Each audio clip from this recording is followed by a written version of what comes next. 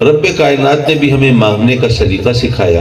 اے میرے بندو پہلے میری تعریف کرو الحمدللہ رب العالمین۔ وہ اگر چاہتا تو ہر ایک کو ڈائریکٹ ہدایت بھی دے سکتا تھا، اس کو کوئی فنڈز کا پرابلم نہیں تھا، کوئی مین پاور کا افرادی قوت کا کوئی ایشو نہیں تھا، کوئی اور دشواری بھی دامنگیر نہیں تھی۔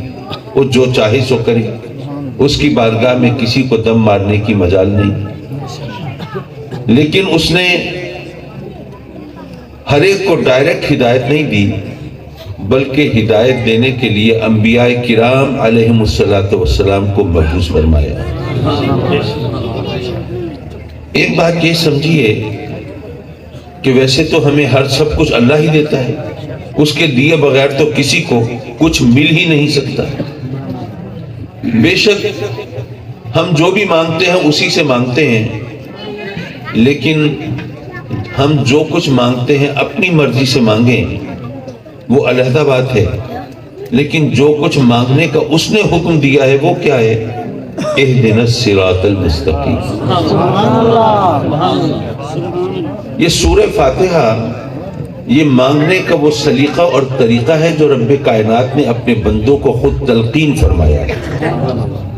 وہ اس لیے کہ بعض اوقات ایسا ہوتا ہے کہ اگر مانگنے والے کو مانگنا نہ آتا ہو تو وہ محروم رہ جاتا ہے۔ جیسے شاعر نے کہا تھا کہ ہم ماتھے پہ بل ڈال کے بازار سے گزرے، ہم ماتھے پہ بل ڈال کے بازار سے گزرے، ہم جیسے فقیروں کو کوئی دے بھی تو کیا دے؟ اگر تیوریاں چڑھا کے اور گردن اکڑا کے اور سینہ تان کے چلو گے تو بھیک تو نہیں ملے گی۔ بھیک لینے کے لیے تو عاجزی کرنی پڑتی ہے، انکسار برتنا پڑتا ہے نا، جھکنا پڑتا ہے، منت کرنی پڑتی ہے۔ تو اگر کسی کو مانگنا نہ آتا ہو، سوال کرنے کا سلیقہ نہ ہو، طریقہ نہ ہو، محروم رہ جائے گا۔ تو رب کائنات نے گویا یہ فرمایا کہ اے میرے بندو میری رحمت کو یہ گوارا نہیں ہے کہ میرا کوئی بندہ میری رحمت سے صرف اس لیے محروم رہ جائے کہ اسے مانگنا نہیں آتا تھا، چلو مانگنے کا سلیقہ میں خود سکھا دیتا ہوں۔ یہ سورہ فاتحہ مانگنے کا وہ طریقہ ہے جو رب کائنات نے اپنے بندوں کو تلقین فرمایا۔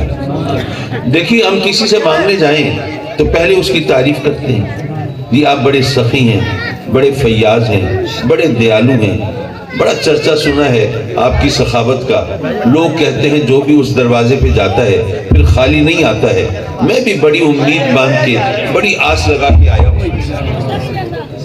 حضرات مکرم پہلے سخی کی تعریف کی جاتی ہے، پھر اپنی بے کسی اور لاچاری کا نقشہ کھینچا جاتا ہے، جی میں غریب ہوں، نادار ہوں، قلاش ہوں، مفلس ہوں، بے حیثیت ہوں، گھر میں دانے ختم ہو گئے، بچے بے روزگار ہیں، بچیاں جہیز نہ ہونے کی وجہ سے گھر بیٹھی ہیں۔ یہ اپنی بے کسی لاچاری کا نقشہ کھینچ کر پھر جو سوچ کر گئے ہیں کہ یہ مانگنا ہے، یہ سوال کرنا ہے، وہ مانگتے ہیں تو کچھ نہ کچھ مل جاتا ہے۔ رب کائنات نے بھی ہمیں مانگنے کا سلیقہ سکھایا۔ اے میرے بندو پہلے میری تعریف کرو الحمدللہ رب العالمین۔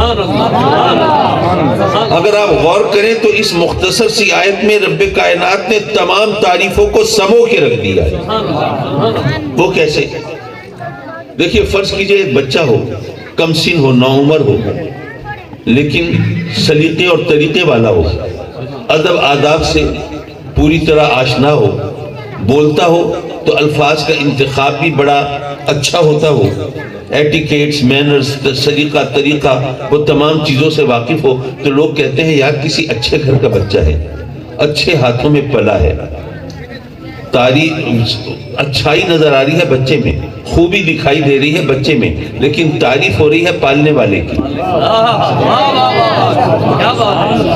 تو یارو وہ جو تمام جہانوں کا پالنے والا ہے، تو جہاں بھی جو خوبی ہوگی، جو کمال ہوگا، جو جمال ہوگا، جو اچھائی ہوگی، جو بھلائی ہوگی، اس کا کریڈٹ اسی کو جائے گا۔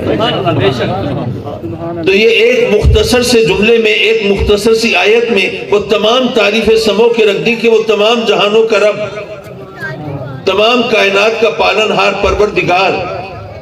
تو رب کائنات نے ہمیں کہا کہ پہلے میری تعریف کرو اور رحمان الرحیم وہ رحمان ہے، وہ رحیم ہے، وہ بدلے کے دن کا مالک ہے، جس کو چاہے نواز دے، جس کو چاہے محروم کر دے، اس سے کوئی پوچھنے والا نہیں، کوئی ایکسپلینیشن کال کرنے والا نہیں، جواب طلبی کرنے والا نہیں۔ جب میری تعریف کر چکو تو اپنی بے کسی اور لاچاری کا نقشہ کھینچو۔ ایاک نعبد و ایاک نستعین، مولا ہم تیری دہلیز پر جبیں شائی کرنے والے، تیری چوکھٹ پہ ماتھا رگڑنے والے، تیری بارگاہ میں سر نیاز کو جھکانے والے، مولا تیری عبادت و ریاضت کرنے والے، اور ہم تیری دہلیز پر جھولیاں پھیلانے والے، ہم منگتے، ہم فریادی، ہم سائل، ہم بھکاری، اپنی عاجزی لاچاری کا اظہار کر چکو، تو اب سوال کرو اہدنا الصراط المستقیم۔